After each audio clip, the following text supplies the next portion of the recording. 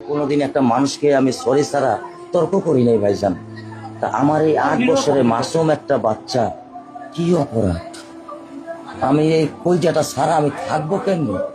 আমার এই বাচ্চাটা আমি ঘরে ঢোকার আগে ফ্রিজের মধ্যে আমার জন্য শরবত বানায় রাখে। আমার বড় মেয়ে না, আমার ছোট মেয়ে 8 বছরের মেয়ে। বাবা শরবত ছবি এখানে লাগাই রাখছে, বাবা তুমি আমাকে নিয়ে যাবা। আমি বলছি, আল্লাহ বাবা তুমি আল্লাহর কাছে যাও, আমার তো নেওয়ার দিয়ে যাওয়ার ক্ষমতা নাই।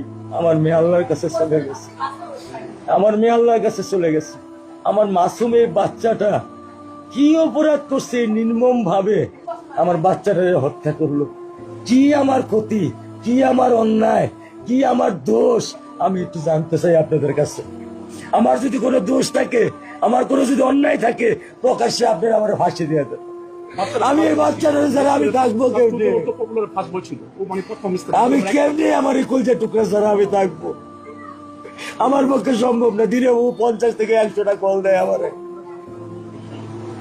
বাবা তুমি কখন আসবা, বাবা তুমি কখন আসবা, বাবা তুমি কখন আসবা। 8টা বছর আমি আমার বুকের এই ঘরে ঘুম পাড়াইছি। আমি আজকে আমি কার সাথে ঘুম আসবো? আমি কি দিয়ে মনে সান্ত্বনা দিব? আমার অপরাধ কি?